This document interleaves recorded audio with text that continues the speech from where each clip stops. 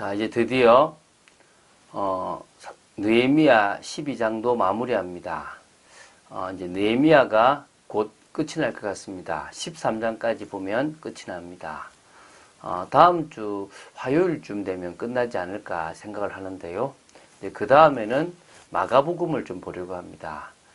우리가 성경을 여러분 계속 쭉 봐나가신 분 알 겁니다. 좀 재미있는 부분도 있고 재미없는 부분도 있습니다. 지금 우리가 보는 부분들은 재미가 없습니다. 그러나 주로 우리는 신앙을 회복하는 모습이 어떤 모습이어야 되는지, 또 하나님이 원하시는 신앙생활이 무엇이 회복되어야 되는지를 좀 보고 있습니다. 그냥 예수가 그리스도다 고백하면 되는 것처럼 보이죠. 예, 맞습니다. 그거 고백하다 보면 무너진 것이 보이고 틀린 것이 보이고 안 되는 것이 보이고 힘든 것이 보입니다. 그런데요, 그러는 모든 과정 속에서 사실은 가장 중요한 것이 그리스도 안에서 하나하나 회복해져야 된다는 것입니다. 지금 이 이스라엘 신앙 공동체가 그것을 회복합니다. 오늘은 그 중요한 11조에 대한 건데요. 12장 44절, 47절 좀 짧은 말씀입니다. 그걸 통해서 중요한 것들을 보게 되기 바랍니다. 이 44절부터 47절은 이 전체 단락, 12장 전 세 단락 중에서 마지막 단락입니다. 11조를 수납할 레위인들을 임명하는 건데요. 제사장과 레위인의 직무에 대해서 또 개괄적으로 설명도 하고 있습니다. 예루살렘 성벽 봉헌식이 성대하게 거행되었고요.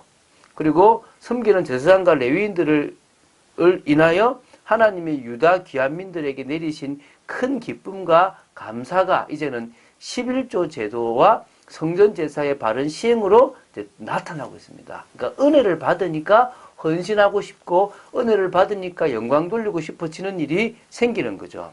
사실 이러한 일들은 이 느헤미야 10장에서 율법 준수에 딱 임봉한 것, 그때부터 사실은 실천하려고 이제 했던 것도 이제 갈 수 있거든요. 자, 그러면은 왜 이게 지금 봉헌식 다음에 이것이 배치됐냐 그러면 그러니까 다시 말하면 요렇게 지금 결국은 이스라엘 자손이 이방 세력들의 공격을 방어할 수 있는 외형적 힘을 이렇게 구축했을 뿐만 아니라 하나님의 백성으로서의 이제 내면적 자질까지도 갖춰야 되는데, 그 내면적 자질 중에 가장 큰 게 은혜 받는 겁니다. 내가 은혜 받으려면 나에게 은혜를 주고 기도해주는 제사장, 레위인들을 향한 하나님의 역사를, 이제 하나님의 그 받은 은혜를 나눠야 되는 겁니다. 그게 사실은 내면적인 자질을 갖추는 거거든요. 그 부분에서 자기들이 이제 해야 될 것을 억지로 하는 것이 아니라 기쁜 마음으로 바치게 되는 이고, 거기에 관련된 사람들까지 세우게 되는 겁니다. 한번 보겠습니다. 44절. 그날에 사람을 세워 곳간을 맡기고 제사장들과 레위 사람들에게 돌릴 것, 곧 율법에 정한 대로 거제물과 처음 익은 것과 11조를 모든 성읍밭에서 거두어 이 곳간에 쌓게 하였노니 이는 유다 사람이 섬기는 제사장들과 레위 사람들로 말미암아 즐거워하기 때문이라. 지금요, 성전 곳간을 관리할 사람을 딱 임명했습니다. 이 성전 곳간을 관리할 사람은 분명히 누구겠습니까? 레위 사람들이었습니다. 왜? 성전과 관련된 직무에 일반 백성이 관여하는 일은 있을 수가 없는 거죠. 그러니까 제사장의 경우에는 주로 이제 제사와 이 분향을 도맡았기 때문에 결국은 성전 창고를 관리하고 봉사하는 직무는 누가 했습니까? 레위인들이 했다라고 보시면 됩니다. 그래서 이제 그들이 이제 레위인들에게 11조를 드린 거예요. 사실은 땅을 기업으로 12지파는 받았지만 레위지파는 받지 않았습니다. 그러면 12지파한테 하나님은 레위지파가 가져야 될 그 분량을 10분의 1씩 줬단 말입니다. 그것을 받으면 그게 이제 레위인들이 먹게 되고, 그 레위인들이 누구를 하는 겁니까? 교회가 교회되게, 성전이 성전되게, 이스라엘 신앙 공동체가 되도록 만드는 것입니다. 여러분이 어려워서 헌금을 못하면요, 그게 사실은 여러분에게 더 손해가 되는 겁니다. 이게 헌금을 해라 이게 아니라요, 나의 영적 상태에 가장 필요한 것이 교회의 축복이라는 겁니다. 그 교회의 축복을 위해서 하나님이 나에게 주신 은혜를 내놓는 겁니다. 그게 이제 이 11조를 말하는 거죠. 그래서 그들이 이거를 억지로 한 것이 아니라 감사와 감격, 기쁨이 넘치는 속에서 했다는 겁니다. 그래서 여러분, 예배가 회복되면 다 회복됩니다. 여러분이 이 회복을 위해서 이제 정말 목회자가 목회자다워질 수 있도록 여러분이 중심을 드릴 수 있는 여러분 되시기 바랍니다. 45절, 47절 보면요.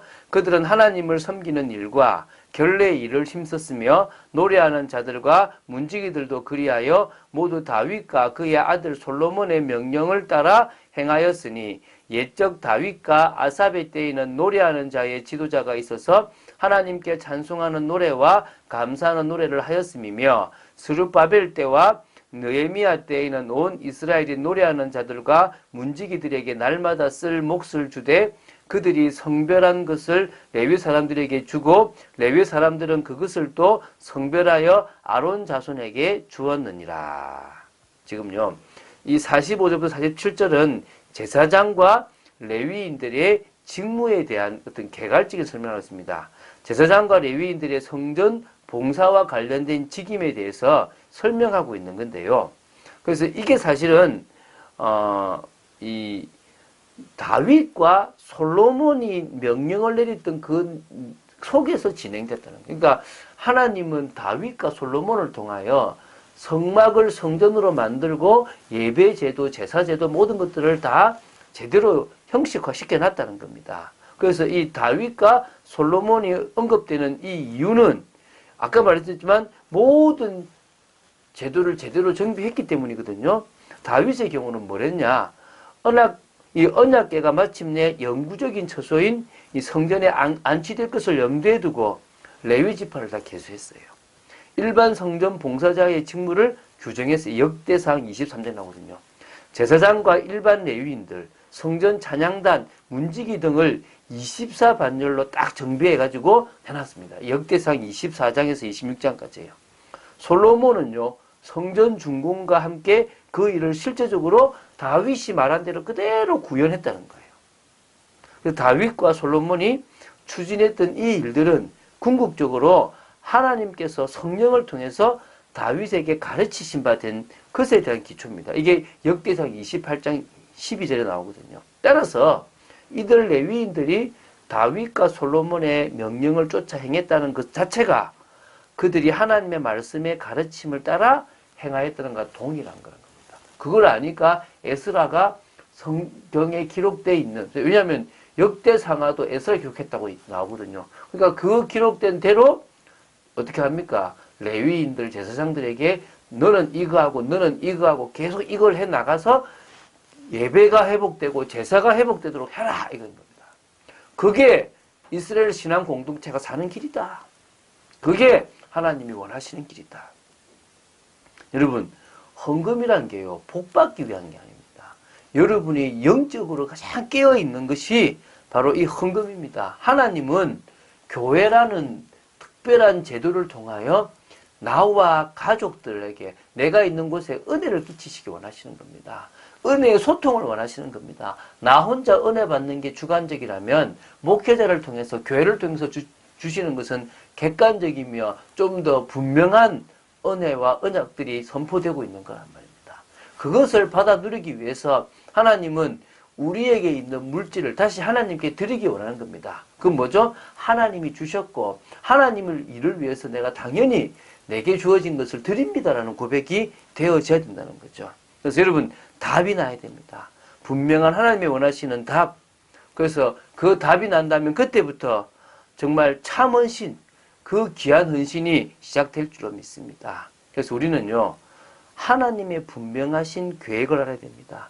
하나님은 지금도 사람을 살리시기 원하고 하나님은 그 개개인에게 주신 사명을 감당하기를 원하시는 겁니다.